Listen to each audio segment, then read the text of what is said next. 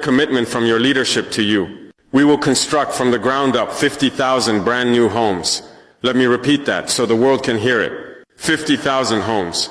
My people of Burkina Faso, my brothers, my sisters, sons and daughters of the red earth of our beloved homeland, I speak to you today not as a captain, not as a leader of a transition, but as your brother. I am Ibrahim, a son of this soil, a soldier who carries the love of his nation in his heart, just like you. I look at your faces in Ouagadougou, in Bobo Dioulasso, in the villages of the Sahel, and I see the same fire I feel in my own spirit.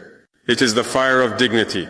It is the fire of hope. It is the fire that says, we have had enough of suffering. We have had enough of shame. The time has come to stand up.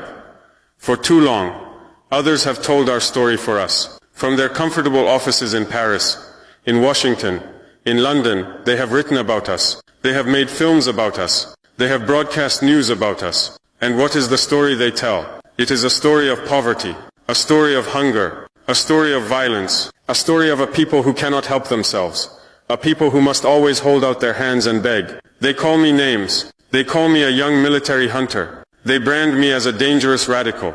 They serve me up to the world as an anti-Western dictator. They want you to be afraid of me, because they are afraid of you. They are afraid of a people united. They are afraid of a people who have decided to be the masters of their own destiny. They want us to believe that we are nothing without them. They want us to believe that our only future is to accept their loans, their aid, their lessons on how to live. They give us crumbs from the table of our own wealth and tell us to be grateful. They dig the gold from under our feet, take the riches from our land, and in return they give us reports and studies about our own poverty. This is the greatest insult. It is a colonialism that has not ended. It has only changed its clothes. It wears a suit and tie now. It speaks the language of diplomacy and international finance, but its goal is the same: to keep Africa weak, to keep Africa dependent, to keep Africa in chains. But I say to you today, my people, the time for chains is over. The time for begging is over. The time for listening to their stories about us is over. Now we will write our own story. We will build our own future. We will use our own hands, our own minds, and our own resources to forge a new Burkina Faso. A Burkina Faso that stands on its own 2 feet, proud and free. A Burkina Faso for the Burkinabe. This is not a dream. This is not a promise for a distant future. This is our work, and our work begins now. The world is watching, and we will show them what the sons and daughters of the land of the incorruptible people can do. We must understand why we are here. My beloved people, to build a new house, you must first understand why the old one fell into ruin. You cannot build on a weak foundation.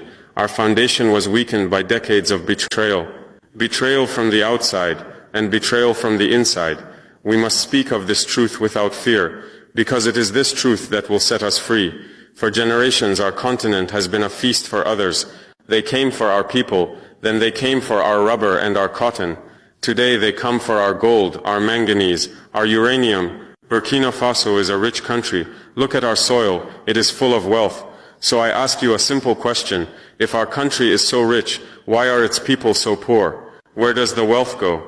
I will tell you where it goes. It goes into the vaults of foreign banks. It goes to pay for the profits of multinational corporations that have no loyalty to our flag, no love for our people. They have contracts that were signed by our own past leaders, leaders who were more interested in filling their own pockets than in filling the stomachs of their people. They signed away our birthright for a few pieces of silver. They allowed our resources to be stolen in exchange for personal favors. They built themselves big houses while you lived in mud huts.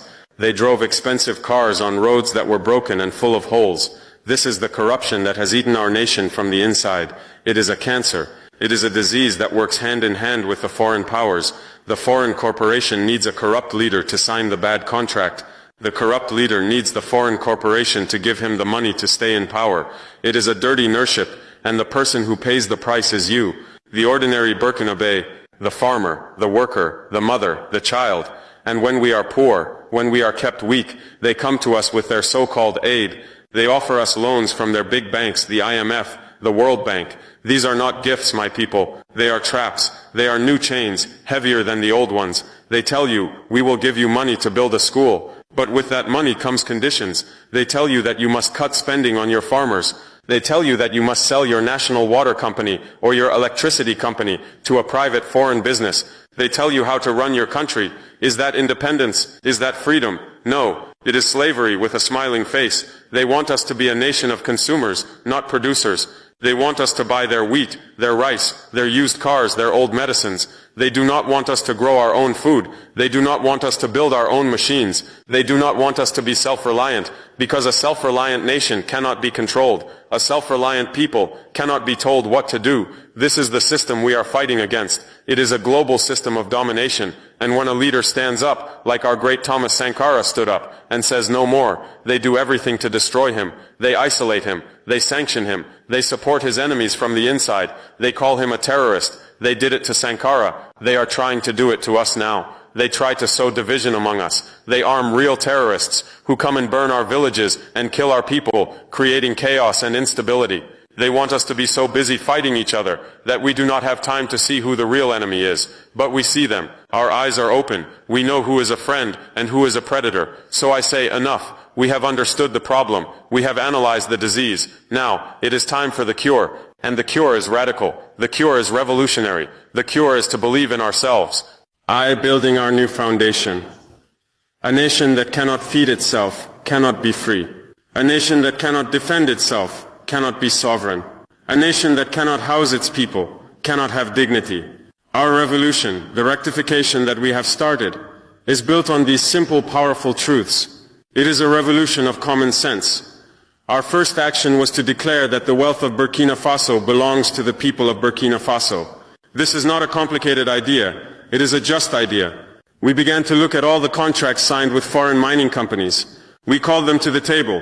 We said the old days are over. The days of you taking 90% and leaving us with 10% are finished. This is our gold. This is our land. You will now have a fair nurship, not an exploitative one. And the revenue that we get from this new arrangement will not go to an account in Switzerland. It will go directly into the national treasury to serve the people. Some companies did not like this. They threatened to leave. We said goodbye. We are not afraid to manage our own resources. We have Burkinabe engineers, Burkinabe geologists, Burkinabe workers. We will learn, and we will do it ourselves.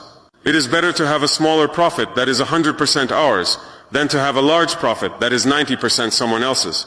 This is resource nationalism. It is not about hating foreigners. It is about loving ourselves. It is about loving our country. Our second action was to wage a total war on corruption. I made it clear from day one, the time of impunity is over. The state's money is sacred. It is the people's money. Any official, any minister, any soldier who is caught stealing from the people will face the full force of the law. We have cut the wasteful spending. No more fleets of luxury cars for government ministers. They will drive simple cars, like the people. No more unnecessary foreign trips. Our work is here, in Burkina Faso, with our people. We have audited the state's finances, and we have found where the money was leaking. We have sealed those leaks. That money that was once stolen is now the money we will use to build our nation. Our third action, and the most important, is to rely on our own strength. That means you, the people. A revolution is not carried by one man. It is carried by 22 million people. We have launched a national effort for agricultural production so that we can feed ourselves. We must grow what we eat and eat what we grow. We must end the shame of importing rice and corn when we have fertile land. I see our farmers working with new energy because they know the nation is behind them. We have mobilized our youth. The youth of Burkina Faso are our greatest resource. They are not a problem to be solved. They are the solution to all our problems. We are creating programs not of empty talk, but of practical action, training them in construction, in modern agriculture, in technology. We have also called upon them to defend the homeland. The Volunteers for the Defense of the Fatherland, VDP, are a symbol of this new spirit. They are citizens, farmers, teachers, who have taken up arms alongside our army to protect their communities from terrorists. They are fighting for their own land, for their own families. This is the definition of patriotism. A patriot is one who builds and defends. This is our new foundation. Sovereignty over our resources, integrity in our governance, and popular mobilization of all our people. It is on this strong foundation that we can now dare to build something truly magnificent, something that will show the world who we are. The City of Hope, our great national project. And so, my people, I come to the heart of my message today. I am here to announce more than a policy, more than a program. I am here to share with you a vision that we will turn into a reality with our own hands. And these homes will be given to the people. Not sold, not rented, given. They will be a gift from the nation to its citizens who are most in need. This is the boldest act of social justice in the history of our country. Who will live in this new city? This city will be for the thousands of our people who have been displaced by terrorism. People who have lost everything. We will give them back a home and with it their dignity. This city will be for our poor families in the overcrowded cells of our existing cities, living in conditions that are not worthy of human beings. This city will be for our young families who have no hope of ever owning a home. It will be for our brave soldiers and their families as a thank you from a grateful nation. It will be for our teachers, our nurses, our farmers. It will be a city for the working people, the backbone of Burkina Faso. But what is a city? A city is not just a collection of houses. A city is a community. It is a place to live, to work, to learn, to dream. So we are not just building rows of concrete boxes, we are building a living, breathing urban center designed for the well-being of our people. Let me describe this city to you. We will call it La Cité de la Dignité, the city of dignity.